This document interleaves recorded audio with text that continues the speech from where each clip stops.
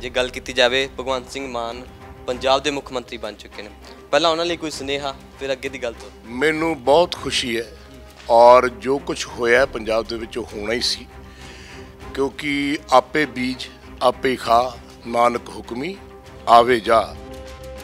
ਗੋਲੀ ਕਾਂਡ, ਗੁਰੂ ਗ੍ਰੰਥ ਸਾਹਿਬ ਮਹਾਰਾਜ ਦੀ ਬੇਅਦਬੀ ਦਾ ਮਾਮਲਾ, ਤੁਸੀਂ ਪ੍ਰੋਮਿਸ ਕੀਤਾ ਸੀ ਕਿ ਐਜੂਕੇਸ਼ਨ ਫ੍ਰੀ ਹੋਊਗੀ, ਹਸਪਤਾਲ ਫ੍ਰੀ ਹੋਣਗੇ, ਗਰੀਬ ਦੁਰਬੇ ਨੂੰ ਦੇਖਿਆ ਜਾਊਗਾ। ਆਪਣੀ ਉਸ ਗੱਲਾਂ ਤੇ ਅਟਲ ਰਹਿਣਾ, ਕਿਉਂਕਿ ਜਿਹੜਾ ਬੰਦਾ ਆਪਣੀ ਜ਼ੁਬਾਨ ਤੋਂ ਮੁਕਰੇ ਉਹਨੂੰ ਅਕਿਰਤ ਕੰਨ ਕਹਿੰਦੇ ਨੇ। ਅਕਿਰਤ ਕੰਨ ਮੰਦੀ ਹੋ ਮੰਦਾ, ਅਹਿਸਾਨ ਫਰਾਮੋਸ਼ ਆਦਮੀ, ਜਿਹੜਾ ਕਿਸੇ ਦਾ ਕੀਤਾ ਭੁਲਾ ਦੇ। ਪੰਜਾਬ ਦੀਆਂ ਕੀਤੀਆਂ ਲੋਕਾਂ ਦੀ ਹੁਣ ਭੁਲਾਇਓ ਨਾ। ਉਹਨਾਂ ਲੋਕਾਂ ਨੂੰ ਸਜ਼ਾਵਾਂ ਮਿਲਣੀਆਂ ਚਾਹੀਦੀਆਂ ਜਿਨ੍ਹਾਂ ਨੇ ਗੁਰੂ ਗ੍ਰੰਥ ਸਾਹਿਬ ਮਹਾਰਾਜ ਦੀ ਬੇਅਦਬੀਆਂ ਕੀਤੀਆਂ ਨੇ, ਜਿਨ੍ਹਾਂ ਨੇ ਗੋਲੀ ਕਾਂਡ ਕਰਾਇਆ ਜਿੱਥੇ ਲੋਕ ਮਰੇ। ਜੇ ਇਹਨਾਂ ਨੇ ਸਜ਼ਾ ਨਾ ਦਵਾਈਆਂ, ਨਾ ਇਹਨਾਂ ਨੇ ਆਪਣੇ ਵਾਅਦੇ ਪੂਰੇ ਕਰੇ, ਤਾਂ ਇਹਨਾਂ ਨਾਲ ਵੀ ਉਹੀ ਹੋਊਗਾ ਜਿਹੜਾ ਆ ਬਾਕੀਆਂ ਨਾਲ। ਚਰਨਜੀਤ ਸਿੰਘ ਚੰਨੀ ਜੀ ਮੇਰੇ ਸਟੂਡੈਂਟ ਰਹੇ 4 ਸਾਲ DAV ਕਾਲਜ ਦੇ ਵਿੱਚ। ਮੈਂ ਉਹਨਾਂ ਨੂੰ ਉਦੋਂ ਦਾ ਜਾਣਦਾ ਔਰ ਮੈਨੂੰ ਆਪਣੇ ਸਟੂਡੈਂਟਸ ਤੇ ਬੜਾ ਫਖਰ ਹੈ। 25,000 ਮੁੰਡਾ ਮੈਂ 50 ਸਾਲਾਂ ਦੇ ਵਿੱਚ ਕੱਢਿਆ, ਜਿਨ੍ਹਾਂ ਤੇ ਮੈਨੂੰ ਫਖਰ ਇਸ ਕਰਕੇ ਹੈ ਕਿ ਜਿਸ ਲਾਈਨ ਤੇ ਉਹ ਤੋਰੇ ਸੀ ਉਸੇ ਲਾਈਨ ਤੇ ਉਹ ਚੱਲੇ। ਅਗਰ ਜੇ ਨਵਜੋਤ ਸਿੰਘ ਸਿੱਧੂ ਜੀ ਗੱਲ ਕੀਤੀ ਜਾਵੇ, ਤੁਹਾਡਾ ਵੀ ਬਹੁਤ ਜਿਹੜਾ ਕਰੀਬੀ ਰਿਸ਼ਤਾ ਉਹਨਾਂ ਦੇ ਨਾਲ, ਜੇ ਗੱਲ ਕੀਤੀ ਜਾਵੇ ਬਿਆਨ ਦਿੰਦੇ ਨੇ ਕਿ ਜਿਹੜੇ ਖੱਡੇ ਮੇਰੇ ਲਈ ਪੁੱਟੇ ਗਏ ਸੀ, ਆਪ ਹੀ ਸਾਰੇ ਉਸ ਖੱਡਿਆਂ 'ਚ ਡਿੱਗ ਗਏ।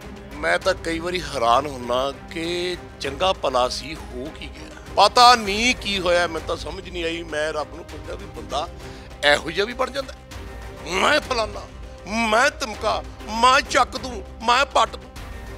ਇਹ ਮੈਂ ਰੱਬ ਨੂੰ ਨਹੀਂ ਪਾਉਂਦੀ। ਪ੍ਰੈਸ ਵਾਲੇ ਨੂੰ ਗੱਲ ਕਰਨੀ ਹੈ ਤਾਂ ਬਦਤਮੀਜ਼ੀ ਨਾਲ ਗੱਲ ਕਰਨੀ।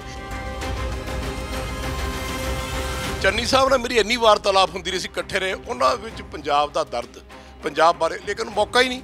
3 ਮਹੀਨੇ 'ਚ ਬੰਦਾ ਕੀ ਕਰ ਸਕਦਾ।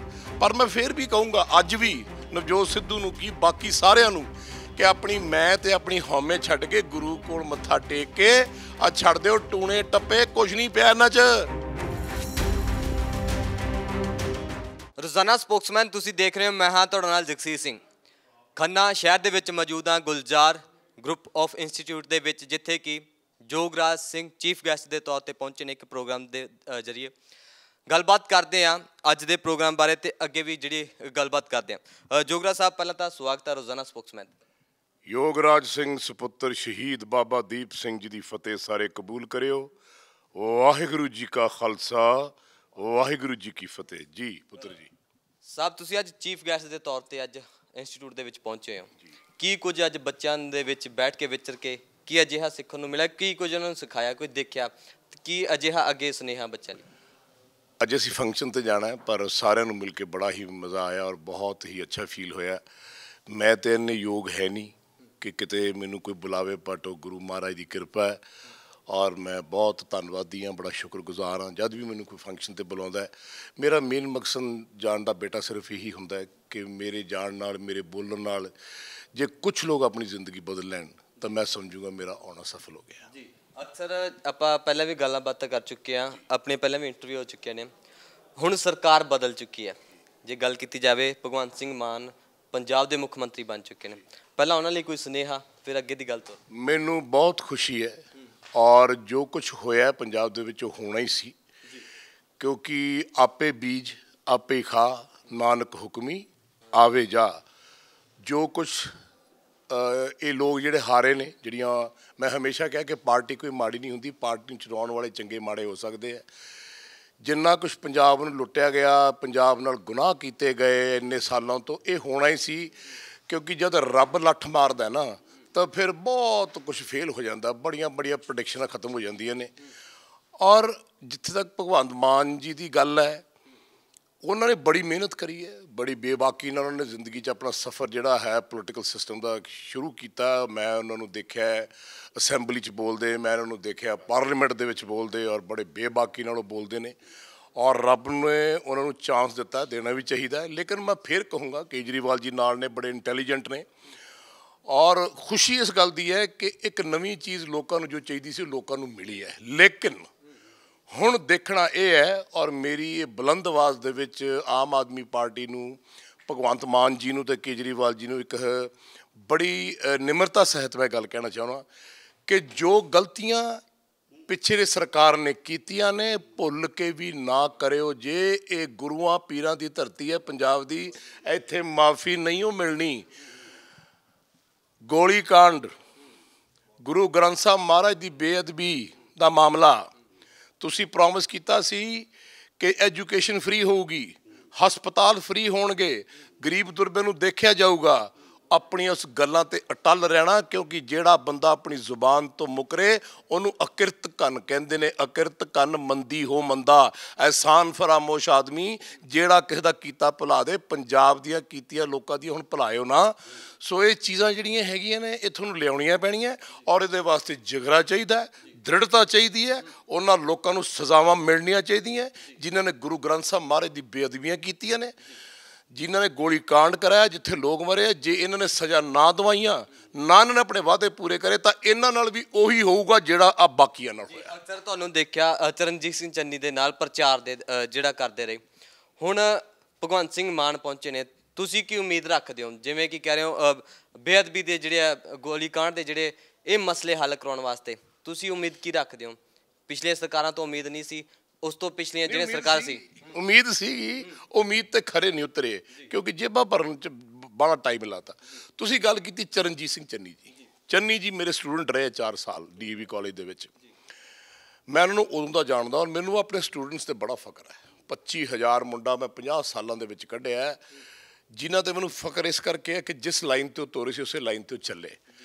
ਔਰ ਮੈਨੂੰ ਜਦ ਤੱਕ ਬੰਦਾ ਪਸੰਦ ਨਾ ਹੋਵੇ ਨਾ, ਮੈਂ ਉਹਦੇ ਨਾਲ ਨਹੀਂ ਤੁਰਦਾ, ਬੇਸ਼ੱਕ ਉਹ ਮੇਰਾ ਆਪਦਾ ਘਰ ਦਾ ਹੋਵੇ, ਮੇਰਾ ਆਪਦਾ ਮੁੰਡਾ ਹੋਵੇ। ਚੰਨੀ ਜੀ ਨੂੰ ਮੈਂ ਮਿਲਿਆ, ਮਿਲਣ ਤੋਂ ਬਾਅਦ ਬੜੀ ਦੇਰ ਬਾਅਦ ਅਸੀਂ ਮਿਲੇ। ਉਹ ਫੰਕਸ਼ਨ ਜਿਹੜਾ ਹੋਇਆ ਸੀਗਾ ਜਿੱਥੇ ਅਵਾਰਡ ਮਿਲਿਆ ਸੀ, ਉੱਥੇ ਇਹਨਾਂ ਨੇ ਸਪੈਸ਼ਲੀ ਮੈਨੂੰ ਬੁਲਾਇਆ ਕਿ ਯੋਗਰਾਜ ਜੀ ਨਜ਼ਰ ਨਹੀਂ ਆ ਰਹੇ।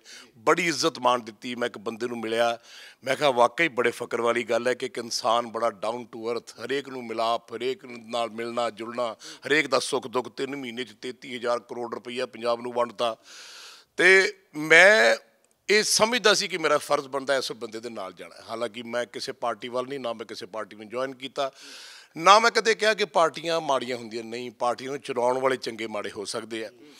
ਔਰ ਮੈਂ ਉਮੀਦ ਕਰਦਾ ਕਿ ਚੰਨੀ ਜੀ ਵਰਗੇ ਹੋਰ ਵੀ ਲੀਡਰ ਜਿਹੜੇ ਹੋਣਗੇ ਇਕੱਠੇ ਹੋ ਕੇ ਆਮ ਆਦਮੀ ਪਾਰਟੀ ਦਾ ਸਾਥ ਦੇਣ, ਕਿਉਂਕਿ ਮਸਲਾ ਪੰਜਾਬ ਦਾ ਹੈ, ਪੰਜਾਬ ਦੇ ਲੋਕਾਂ ਦਾ ਹੈ। ਭਾਵੇਂ ਤੁਸੀਂ ਆਪੋਜੀਸ਼ਨ 'ਚ ਬੈਠੇ ਹੋ, ਭਾਵੇਂ ਤੁਸੀਂ ਹਾਰ ਗਏ ਹੋ। ਔਰ ਮੈਂ ਸਾਰੇ ਲੀਡਰਾਂ ਨੂੰ ਕਹਿੰਦਾ, ਜਿਹੜੇ ਹਾਰੇ ਨੇ ਵੱਡੇ ਵੱਡੇ ਦਿੱਗਜ, ਆਪਣੇ ਗਿਰੇਬਾਨ 'ਚ ਝਾਕੇ ਹੋ ਜੇ ਕਿ ਤੁਸੀਂ ਕੀ ਕੁਛ ਪੰਜਾਬ ਦਾ ਨੁਕਸਾਨ ਕਰੀ ਬੈਠੇ ਹੋ। ਇਸ ਤੋਂ ਗਾਹਾਂ ਮਰਨਾ ਵੀ ਹੈ ਅਤੇ ਮਰ ਕੇ ਜੂਨਾਂ 'ਚ ਵੀ ਪੈਣਾ ਹੈ। ਜੇ ਉਹ ਜੂਨਾਂ ਤੋਂ ਬਚਣਾ ਹੈ, ਜਾ ਕੇ ਹਰਿਮੰਦਰ ਸਾਹਿਬ, ਦਰਗਾਹਣਿਆਂ ਮੰਦਰ ਜਾ ਕੇ ਮੱਥਾ ਟੇਕ ਕੇ ਮਾਫੀ ਮੰਗ ਲਓ ਕਿ ਹੇ ਗੁਰੂ ਮਹਾਰਾਜ ਸਾਨੂੰ ਮਾਫ ਕਰ ਦੇ, ਅਸੀਂ ਬਹੁਤ ਗੁਨਾਹਗਾਰ ਹਾਂ ਅਤੇ ਗੁਰੂ ਬਖਸ਼ ਦੇਗਾ। ਉਹ ਫਕੀਰ ਦੇਵੀ ਦੇਵਤੇ ਬਖਸ਼ ਦੇਣਗੇ। ਅਤੇ ਜੇ ਅੱਜ ਵੀ ਮਾਫੀ ਨਾ ਮੰਗੀ, ਜਾ ਕੇ ਤੁਸੀਂ ਲੋਕਾਂ ਨੇ ਜਿਨ੍ਹਾਂ ਦੇ ਹਾਲ ਹੋਇਆ, ਅਤੇ ਫਿਰ ਗਾਂ ਹਨੇਰਾ ਹੀ ਹਨੇਰਾ, ਫਿਰ ਕਿਸੇ ਨੇ ਕੱਢਣਾ ਨਹੀਂ। ਅਗਰ ਜੇ ਨਵਜੋਤ ਸਿੰਘ ਸਿੱਧੂ ਜੀ ਗੱਲ ਕੀਤੀ ਜਾਵੇ, ਤੁਹਾਡਾ ਵੀ ਬਹੁਤ ਜਿਹੜਾ ਕਰੀਬੀ ਰਿਸ਼ਤਾ ਉਹਨਾਂ ਦੇ ਨਾਲ, ਜੇ ਗੱਲ ਕੀਤੀ ਜਾਵੇ, ਬਿਆਨ ਦਿੰਦੇ ਨੇ ਕਿ ਜਿਹੜੇ ਖੱਡੇ ਮੇਰੇ ਲਈ ਪੁੱਟੇ ਗਏ ਸੀ, ਆਪ ਹੀ ਸਾਰੇ ਉਸ ਖੱਡਿਆਂ 'ਚ ਡਿੱਗ ਗਏ ਨੇ। ਮੈਂ ਤਾਂ ਕਈ ਵਾਰੀ ਹੈਰਾਨ ਹੁੰਦਾ ਕਿ ਚੰਗਾ ਭਲਾ ਸੀ, ਹੋ ਕੀ ਗਿਆ। ਮੇਰੀ ਮੁਲਾਕਾਤ ਜਦ ਮੰਤਰੀ ਸੀ ਪੋਲੀਟੀਕਲ ਸਿਸਟਮ ਦੇ 18 ਸਾਲ ਰਿਹਾ, ਮੈਂ ਕਦੇ ਮਿਲਿਆ ਹੀ ਨਹੀਂ। ਮਿਲਿਆ ਕਦੇ ਨਹੀਂ ਗਿਆ। ਮੈਨੂੰ ਜੋ ਹੁਕਮ ਗੁਰੂ ਘਰ ਤੋਂ ਹੁੰਦਾ ਹੈ, ਟਾਹਲਾ ਸਾਹਿਬ ਤੋਂ, ਬਾਬਾ ਦਰਸ਼ਨ ਸਿੰਘ ਜੀ ਉੱਥੇ ਹੈਗੇ ਆ, ਤੁਸੀਂ ਜਾ ਕੇ ਮਿਲਿਆ ਹੋ। ਉਹਨਾਂ ਨੇ ਮੈਨੂੰ ਕਿਹਾ ਭਾਈ ਸਿੱਧੂ ਨੂੰ ਬਾਹਰ ਕੱਢ ਕੇ ਲਿਆ, ਆਪਣੇ ਕੋਲ ਲੀਡਰ ਹੈ ਨਹੀਂ ਕੋਈ, ਔਰ ਉਹ ਸੀਗਾ ਵੀ ਕੋਈ ਨਹੀਂ, ਤੁਹਾਨੂੰ ਪਤਾ ਹੀ ਹੈ ਵੀ ਘਰੇ ਸੁੱਤਾ ਪਿਆ। ਮੇਰੀ ਕਹਿ ਰਹੇ ਸੀ ਵੀ ਕੋਈ ਜਰਨੈਲ ਚਾਹੀਦਾ ਅੱਗੇ ਆਉਣ ਵਾਲਾ। ਕਰੈਕਟ। ਤਾਂ ਮੈਂ ਕਿਹਾ ਵੀ ਗੁਰੂ ਘਰ ਦਾ ਹੁਕਮ ਹੈ, ਮੈਂ ਇਸ ਕਰਕੇ ਤੇਰੇ ਕੋਲ ਆਇਆ ਅਤੇ ਤੂੰ ਅੱਗੇ ਨਿਕਲ। ਔਰ ਮੇਰੀ ਗੱਲ ਮੰਨੀ, ਅੱਗੇ ਚੱਲੇ ਵੀ, ਸਭ ਕੁਛ ਹੋਇਆ। ਔਰ ਜਦ ਤੱਕ ਉਸ ਰਾਹ 'ਤੇ ਚੱਲ ਰਿਹਾ ਸੀ, ਨਿਮਰਤਾ ਸਹਿਤ, ਨੀਵਾਂ ਰਹਿਣਾ ਬਹੁਤ ਜ਼ਰੂਰੀ ਹੈ। ਉਦੋਂ ਤੱਕ ਸਾਰਾ ਕੁਝ ਹੋ ਗਿਆ, ਤਖਤਾ ਪਲਟਿਆ ਗਿਆ, ਪ੍ਰਧਾਨ ਬਣ ਗਏ। ਪਤਾ ਨਹੀਂ ਕੀ ਹੋਇਆ, ਮੈਨੂੰ ਤਾਂ ਸਮਝ ਨਹੀਂ ਆਈ। ਮੈਂ ਰੱਬ ਨੂੰ ਪੁੱਛਦਾ ਵੀ ਬੰਦਾ ਇਹੋ ਜਿਹਾ ਵੀ ਬਣ ਜਾਂਦਾ, ਮੈਂ ਫਲਾਨਾ, ਮੈਂ ਧਮਕਾ, ਮੈਂ ਚੱਕ ਦੂੰ, ਮੈਂ ਪੱਟ ਦੂੰ। ਇਹ ਮੈਂ ਰੱਬ ਨੂੰ ਨਹੀਂ ਪਾਉਂਦੀ। ਨਿਮਰਤਾ ਸਹਿਤ ਕਿ ਜੀ ਧੰਨਵਾਦ, ਤੁਸੀਂ ਮੈਨੂੰ ਪ੍ਰਧਾਨ ਬਣਾਇਆ। ਮੈਂ ਕੋਸ਼ਿਸ਼ ਕਰੂੰ ਪੰਜਾਬ ਦੇ ਲੋਕੋ, ਸਾਰਿਆਂ ਨੂੰ ਮਿਲ ਕੇ, ਸਾਰੇ ਹੀ ਮੇਰੇ ਵੱਡੇ ਨੇ, ਸਾਰੇ ਹੀ ਮੇਰੇ ਅਜੀਜ਼ ਨੇ, ਮੈਂ ਇਹਨਾਂ ਦੇ ਪੈਰੀ ਹੱਥ ਲਾਉਣਾ ਅਤੇ ਮੈਨੂੰ ਆਸ਼ੀਰਵਾਦ ਦਿਓ ਸਾਰੇ ਕਿ ਮੈਂ ਪੰਜਾਬ ਦਾ ਭਲਾ ਕਰ ਸਕਾਂ। ਮੇਰੀ ਬੋਲੀ ਕੈਸੀ ਲੱਗੀ ਤੁਹਾਨੂੰ? ਠੀਕ ਹੈ ਕਿ ਜੇ ਮੈਂ ਕਹਾਂ ਆਹ ਪ੍ਰੈਸ ਵਾਲਿਆਂ ਨੂੰ ਗੱਲ ਕਰਨੀ ਹੈ ਤਾਂ ਬਦਤਮੀਜ਼ੀ ਨਾਲ ਗੱਲ ਕਰਨੀ। ਮੈਂ ਤਾਂ ਤੁਸੀਂ ਮੇਰੇ ਲਖ ਤੇ ਜਿਗਰੋ, मैं तो वैसे ही ਤੁਹਾਨੂੰ जी करके अपने हिक नाल लाउना। सो जद तक बंदा प्यार करने वाला है, निमरता करने वाला, ਉਹਨੂੰ कुछ नहीं हुंदा। लेकिन ਇੰਨੀ मैं ਉਹ ਤੁਹਾਡੇ ਸਾਹਮਣੇ ਆ ਗਈ ਹੈ। ਹੰਕਾਰ ਤਾਂ ਰੱਬ ਨੂੰ ਵੈਸੇ ਨਹੀਂ ਭਾਉਂਦਾ, ਤੇ ਉਹ ਭਾਵੇਂ ਨਵਜੋਤ ਸਿੰਘ ਸਿੱਧੂ ਹੋਵੇ, ਭਾਵੇਂ ਕੋਈ ਹੋਵੇ। ਦੁੱਖ ਮੈਨੂੰ ਜ਼ਰੂਰ ਹੋਇਆ ਕਿ ਜਿਸ ਬੰਦੇ ਪਿੱਛੇ ਮੈਨੂੰ ਗੁਰੂ ਘਰ ਨੇ ਹੁਕਮ ਦਿੱਤਾ, ਉਸ ਬੰਦੇ ਪਿੱਛੇ ਇੰਨੀ ਚਰਚਾ ਕੀਤੀ, ਅੱਡੀਆਂ ਘਿਸਗੀਆਂ ਮੇਰੀਆਂ ਜਾ ਜਾ ਕੇ ਪਟਿਆਲੇ ਅੰਮ੍ਰਿਤਸਰ, ਵੀ ਚੱਲ ਪੁੱਤਰ ਬਾਹਰ ਨਿਕਲ, ਪੰਜਾਬ ਨੂੰ ਤੇਰੀ ਲੋੜ ਹੈ, ਕਿਸਾਨਾਂ ਨੂੰ ਤੇਰੀ ਲੋੜ ਹੈ, ਚੱਲ ਕਿਸਾਨ ਅੰਦੋਲਨ 'ਚ ਚੱਲੀਏ, ਛੱਡ ਪਰੇ ਝੰਡੇ। ਕਹਿ ਕੇ ਮੈਂ ਥੱਕ ਗਿਆ, ਨਹੀਂ ਮੇਰੀ ਗੱਲ ਮੰਨੀ। ਚਲੋ ਕਹਿੰਦੇ ਹੈ ਕਿ ਇੱਕ ਜਵਾਨ ਬੰਦੇ ਬਰਾਤ 'ਚ ਚੱਲੇ, ਜਵਾਨੀ ਮੁੰਡੇ, ਤੇ ਕਿਸੇ ਨੇ ਕਿਹਾ ਗੱਲ ਸੁਣੋ, ਕੋਈ ਬਜ਼ੁਰਗ ਨਾਲ ਲੈ ਲਓ। ਉਹ ਕਹਿੰਦੇ ਨਹੀਂ ਜੀ, ਕੁੜੀ ਵਾਲਿਆਂ ਦੀ ਸ਼ਰਤ ਹੈ ਵੀ ਬਜ਼ੁਰਗ ਨਹੀਂ ਲਿਆਉਣਾ ਨਾਲ। ਉਹ ਕਹਿੰਦੇ ਫਿਰ ਵੀ ਲੈ ਲਓ, ਸੰਦੂਖੜੀ ਬਣਾ ਲਓ, ਇੱਕ ਮੂਰੀ ਕੱਢ ਕੇ ਬਾਬਾ ਬਿਠਾ ਲਓ ਵਿੱਚ। ਉਹਨਾਂ ਨੇ 80-85 ਸਾਲ ਤੱਕ ਬਾਬਾ ਬਿਠਾਤਾ। ਚਲੇ ਗਏ ਜਦ ਕੁੜੀ ਵਾਲਿਆਂ ਦੇ ਘਰੇ, ਤੇ ਕੁੜੀ ਵਾਲੇ ਕਹਿੰਦੇ ਭਾਈ ਕੁੜੀ ਤਾਂ ਤੋਰਾਂਗੇ ਜੇ ਹਰ ਬੰਦਾ ਇੱਕ ਇੱਕ ਬੱਕਰਾ ਖਾਊਗਾ। ਉਹ ਕਹਿੰਦੇ ਯਾਰ ਮਰ ਗਿਆ, ਸਿਆਪਾ ਪੈ ਗਿਆ, ਤਾਂ ਬੜੀ ਬੇਇੱਜ਼ਤੀ ਹੈ। ਉਹ ਕਹਿੰਦੇ ਵੀ ਕੀ ਕਰੀਏ? ਕਹਿੰਦੇ ਉਹ ਬਜ਼ੁਰਗ ਨੂੰ ਪੁੱਛੋ, ਉਹ ਜਿਹੜਾ ਪੇਟੀ 'ਚ ਬੈਠਾ ਹੈ। ਹਾਲਾਂਕਿ ਉਹਨਾਂ ਨੇ ਕਿਹਾ ਸੀ ਕਿਸੇ ਬਜ਼ੁਰਗ ਨੂੰ ਲਿਆਉਣਾ ਨਹੀਂ। ਉਹਨਾਂ ਨੇ ਜਾ ਕੇ ਕਿਹਾ ਵੀ ਬਾਬਾ ਆਹ ਗੱਲ ਹੈ। ਉਹ ਕਹਿੰਦਾ ਤੁਸੀਂ ਐਂ ਕਰੋ, ਹਾਂ ਕਰ ਦਿਓ, ਉਹਨਾਂ ਨੂੰ ਕਹੋ ਇੱਕ ਪਲੇਟ 'ਚ ਇੱਕ ਇੱਕ ਪੀਸ ਪਾ ਕੇ ਲਿਆਈ ਜਾਓ ਤੇ ਖਾਈ ਜਾਓ। ਕਹਿੰਦੇ ਆਪਾਂ ਚੱਕਦੇ ਹਾਂ ਕੰਮ। ਉਹੀ ਗੱਲ ਹੋਈ ਜੀ, ਸਾਰੇ ਬੱਕਰੇ ਮੁੱਕੇ, ਕੁੜੀ ਵੀ ਘਰੇ ਆ ਗਈ। ਸੋ ਸਿਆਣੇ ਬੰਦੇ ਦੀ ਚਿੱਟੀ ਦਾੜੇ ਵਾਲੇ ਦੀ ਸੁਣ ਲਈ ਦੀ ਹੈ, ਜਿਹਨੂੰ ਪਿਓ ਕਿਹਾ ਹੈ ਜੀ। ਮੈਂ ਕਿਹੜਾ ਕੁਛ ਲੈਣਾ ਸੀ? ਜਾਂ ਮੈਂ ਚੰਨੀ ਸਾਹਿਬ ਨਾਲ ਮੇਰੀ ਇੰਨੀ ਵਾਰਤਾਲਾਪ ਹੁੰਦੀ ਰਹੀ ਸੀ, ਇਕੱਠੇ ਰਹੇ, ਉਹਨਾਂ ਵਿੱਚ ਪੰਜਾਬ ਦਾ ਦਰਦ, ਪੰਜਾਬ ਬਾਰੇ, ਲੇਕਿਨ ਮੌਕਾ ਹੀ ਨਹੀਂ। 3 ਮਹੀਨੇ 'ਚ ਬੰਦਾ ਕੀ ਕਰ ਸਕਦਾ? ਪਰ ਮੈਂ ਫਿਰ ਵੀ ਕਹੂੰਗਾ ਅੱਜ ਵੀ ਨਵਜੋਤ ਸਿੱਧੂ ਨੂੰ ਕੀ ਬਾਕੀ ਸਾਰਿਆਂ ਨੂੰ ਕਿ ਆਪਣੀ ਮੈਂ ਤੇ ਆਪਣੀ ਹਉਮੈ ਛੱਡ ਕੇ ਗੁਰੂ ਕੋਲ ਮੱਥਾ ਟੇਕ ਕੇ ਆ ਛੱਡ ਦਿਓ ਟੂਣੇ ਟੱਪੇ। ਕੁਛ ਨਹੀਂ ਪਿਆ ਇਹਨਾਂ 'ਚ, ਇਹ ਮਰਵਾ ਦੇਣਾ। ਇਹ ਗੁਰੂ ਮਹਾਰਾਜ ਨੇ ਕਿਹਾ ਰੱਬ ਦਾ ਨਾਂ ਸਭ ਤੋਂ ਉੱਤਮ ਨਾਂ ਹੈ, ਤੇ ਨਾ ਪਿਆ ਕਰੋ ਇਹ ਕੰਮਾਂ 'ਚ, ਮਰਵਾ ਦਿੰਦੇ ਹੁੰਦੇ ਬੰਦੇ ਨੂੰ। ਇਸ ਕਰਕੇ ਹੁਣ ਚੁੱਪ ਕਰਕੇ ਗੁਰੂ ਦੇ ਰਾਹ ਤੇ ਦੇਵੀ ਦੇਵਤਿਆਂ ਦੇ ਰਾਹ ਤੇ ਤੁਰ ਪਾਓ, ਤੇ ਤੁਹਾਡਾ ਜਿਹੜਾ ਹੈ ਜੀਵਨ ਉਹ ਸਫਲ ਹੋ ਜਾਏਗਾ। ਜੇ ਗੱਲ ਕੀਤੀ ਜਾਵੇ ਜਰਨੈਲ, ਤੁਸੀਂ ਲੱਭ ਰਹੇ ਸੀ ਵੀ ਕੌਮ ਨੂੰ ਕੋਈ ਜਰਨੈਲ ਮਿਲੇ ਜਿਹੜਾ ਅੱਗੇ ਲੈ ਕੇ ਜਾਵੇ ਸੂਬੇ ਪੰਜਾਬ ਨੂੰ, ਜਿਹੜੀ ਪੰਜਾਬ ਦੀ ਸੋਨੇ ਦੀ ਚਿੜੀ ਕਿਹਾ ਜਾਂਦਾ ਸੀ, ਉਹ ਬਣਾ ਸਕਣ। ਭਗਵੰਤ ਸਿੰਘ ਮਾਨ ਨੂੰ ਜਰਨੈਲ ਮੰਨਦੇ ਹੋ ਨਾ? ਉਹ ਅੱਗੇ ਲੈ ਕੇ ਜਾਣਗੇ, ਸੋਚ ਕਹਿੰਦੇ ਬਦਲ ਦਿੱਤੀ ਹੈ, ਸੋਹਾਂ ਵੀ ਖਟਖੜ ਕਲਾਂ ਚੁੱਕੀ ਜਾਏਗੀ ਇਸ ਵਾਰ। ਬੇਟਾ ਜੀ, ਮਹਾਰਾਜਾ ਰਣਜੀਤ ਸਿੰਘ ਦਾ ਰਾਜ ਕਿਉਂ ਕਾਮਯਾਬ ਹੋਇਆ? ਖੁਦ ਵੀ ਜਰਨੈਲ ਸੀ, ਲੇਕਿਨ ਉਹਦੇ ਨਾਲ ਦੇ ਜਿਹੜੇ ਜਰਨੈਲ ਸੀ ਨਾ, ਹਰੀ ਸਿੰਘ ਨੜੂ ਵਰਗੇ, ਅਕਾਲੀ ਫੂਲਾ ਸਿੰਘ ਵਰਗੇ, ਜਨਰਲ ਜ਼ੋਰਾਵਰ ਸਿੰਘ ਵਰਗੇ, ਉਹਨਾਂ ਨੂੰ ਇਹ ਪਤਾ ਸੀ ਵੀ ਰਾਜੇ ਪਿੱਛੇ ਮਰ ਜਾਂਗੇ ਪਰ ਗੱਦਾਰੀ ਨਹੀਂ ਕਰਾਂਗੇ ਕਦੇ ਜ਼ਿੰਦਗੀ 'ਚ।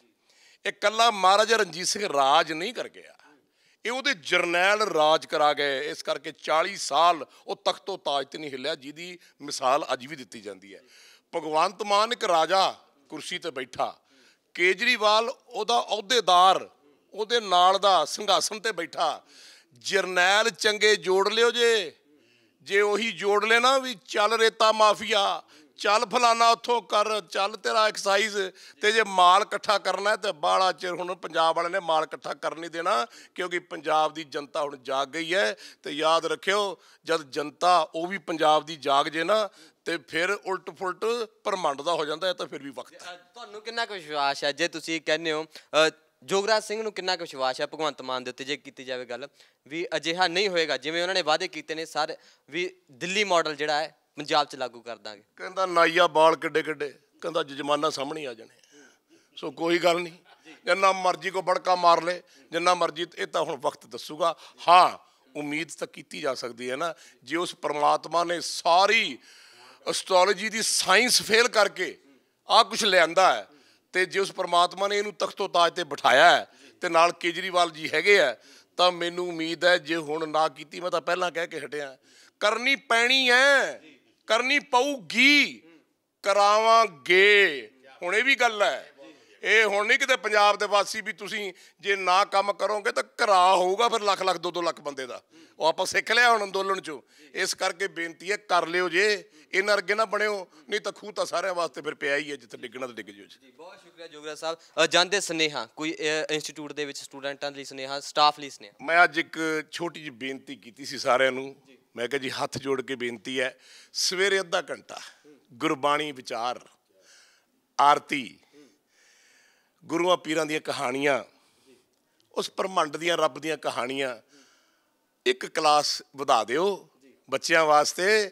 ਤੇ ਜਦ ਉਸ ਬ੍ਰਹਮੰਡ ਦੀ ਸਿੱਖਿਆ ਤੇ ਕਿਤਾਬੀ ਸਿੱਖਿਆ ਇਕੱਠੀ ਹੁੰਦੀ ਹੈ ਨਾ, ਤੇ ਬੰਦਾ ਫਿਰ ਬ੍ਰਹਮ ਗਿਆਨੀ ਬਣ ਜਾਂਦਾ। ਵਾਹਿਗੁਰੂ ਜੀ ਕਾ ਖਾਲਸਾ, ਵਾਹਿਗੁਰੂ ਜੀ ਕੀ ਫਤਿਹ। ਵਾਹਿਗੁਰੂ ਜੀ ਕੀ ਫਤਿਹ। ਸੋ ਜੋਗਰਾਜ ਸਿੰਘ ਜੀ ਸਾਡੇ ਨਾਲ ਸੀ, ਗੱਲਬਾਤ ਕੀਤੀ ਹੈ। ਸਵਾਲ ਜਿਹੜੇ ਖੜੇ ਕਰ ਦਿੱਤੇ ਨੇ ਭਗਵੰਤ ਸਿੰਘ ਮਾਨ ਦੇ ਉੱਤੇ, ਕਿਉਂਕਿ ਜੇ ਤੁਸੀਂ ਉਵੇਂ ਪਿਛਲੀ ਸਰਕਾਰਾਂ ਵਾਂਗੂ ਰੇਤ ਮਾਫੀਆ ਅਜਿਹੇ ਕੰਮ ਕਰੋਗੇ ਤਾਂ ਬਹੁਤ ਜਿਹੜੇ ਰਸਤੇ ਤੁਹਾਡੇ ਵਾਸਤੇ ਬੰਦ ਹੋ ਸਕਦੇ ਨੇ। ਪਰ ਜਿਹੜੀ ਤਸਵੀਰ ਨਿਕਲੇਗੀ, ਕਿਸ ਤਰ੍ਹਾਂ ਦੀ ਤਸਵੀਰ ਨਿਕਲੇਗੀ, ਸਹੁੰ ਚੁੱਕ ਸਮਾਗਮ ਹੋਏਗਾ, ਉਸ ਤੋਂ ਬਾਅਦ ਜਿਹੜੇ ਫੈਸਲੇ ਲਏ ਜਾਣਗੇ। ਜੋਗਰਾਜ ਸਿੰਘ ਦੇ ਜਿਹੜੇ ਬਿਆਨ ਨੇ, ਉਸ ਤੋਂ ਬਾਅਦ ਕੀ ਕਹਿਣਾ ਚਾਹੁੰਦੇ ਸਰ? ਇੱਕ ਗੱਲ ਹੋਰ ਕਹਿਣੀ ਹੈ, ਵਿੱਚ ਰਹਿ ਗਈ। ਜਿੰਨੀਆਂ ਜਾਇਦਾਦਾਂ ਤੁਹਾਡੇ ਕੋਲ ਹੈਗੀਆਂ ਸਬਮਿਟ ਕਰਾ ਦਿਓ ਲੋਕਾਂ ਕੋਲ। 5 ਸਾਲਾਂ ਬਾਅਦ ਇਹ ਪੁੱਛਿਆ ਜਾਊ ਬਈ ਕਿੰਨੇ ਕਿੱਲੇ ਖਰੀਦੇ ਆ ਤੇ ਕਿੱਥੇ ਖਰੀਦੇ ਆ ਤੇ ਕਿਵੇਂ ਖਰੀਦੇ ਆ। ਜੋ ਜਾਇਦਾਦ ਬਣੂਗੀ ਉਹ ਸਬਮਿਟ ਕਰਾਉਣੀ ਪੈਣੀ, ਲੋਕਾਂ ਨੂੰ ਪਤਾ ਹੁਣ ਤੁਹਾਡੇ ਕੋਲ ਕੀ ਹੈ। ਇਸ ਕਰਕੇ ਹਰਾਮ ਦੇ ਪੈਸੇ ਨਾਲ ਨਹੀਂ, ਆਪਣੀ ਮਿਹਨਤ ਦੇ ਪੈਸੇ ਨਾਲ ਭਾਵੇਂ 100 ਕਿੱਲਾ ਬਣਾ ਲਿਓ, ਪਰ ਕਿਸੇ ਗਰੀਬ ਦਾ ਤੇ ਪੰਜਾਬ ਦੀ ਜਨਤਾ ਦਾ ਖੂਨ ਨਾ ਚੂਸੇ। ਬਸ ਇਹੀ ਮੈਂ ਤੁਹਾਨੂੰ ਕਹਿਣਾ। ਬਾਈ ਸੋ ਵੱਡੇ ਜਿਹੜੇ ਦਾਅਵੇ ਕਰ ਦਿੱਤੇ ਗਏ ਨੇ ਜੋਗਰਾਜ ਜੀ ਵੱਲੋਂ ਵੀ ਲੋਕਾਂ ਦਾ ਖੂਨ ਇਸ ਵਾਰ ਨਹੀਂ ਪੀਣਾ। ਜਿਹੜੀਆਂ ਪਿਛਲੇ ਸਰਕਾਰਾਂ ਨੇ ਕੀਤਾ ਹੈ, ਰੇਤ ਮਾਫੀਆ ਨੂੰ ਕੀਤਾ, ਪਹਿਲ ਦਿੱਤੀ, ਹਰ ਵਾਰ ਜਿਹੜਾ ਗਰੀਬ ਨਾਗਰਿਕ ਮਾਰਿਆ ਗਿਆ ਸੀ। ਪਰ ਇਸ ਵਾਰ ਜਿਹੜੇ ਨੇ ਤੁਸੀਂ ਲੋਕਾਂ ਨਾਲ ਖੜਨਾ, ਲੋਕਾਂ ਦੇ ਕੰਮ ਕਰਨੇ ਨੇ। ਜੇ ਨਹੀਂ ਕਰੋਗੇ ਤਾਂ ਕਿਸਾਨੀ ਅੰਦੋਲਨ ਦੇ ਵਿੱਚੋਂ ਬਹੁਤ ਕੁਝ ਸਿੱਖ ਲਿਆ ਤੇ ਘਿਰਾਓ ਕਰਾਂਗੇ। ਉਸ ਦੇ ਨਾਲ ਹੀ ਚੱਲਦਿਆਂ ਹੋਇਆਂ ਕਈ ਵੱਡੇ ਜਿਹੜੇ ਨਵਜੋਤ ਸਿੰਘ ਸਿੱਧੂ ਦੇ ਬਿਆਨ ਕੀਤੇ ਨੇ। ਵਿਚਾਰ ਸਾਡੇ ਨਾਲ ਜੂ ਸਾਂਝੇ ਕਰਿਓ। ਕੈਮਰੇ ਸਾਹ ਜੋਦੀ ਸੀ ਸੁਖਵਿੰਦਰ, ਧੰਨਵਾਦ।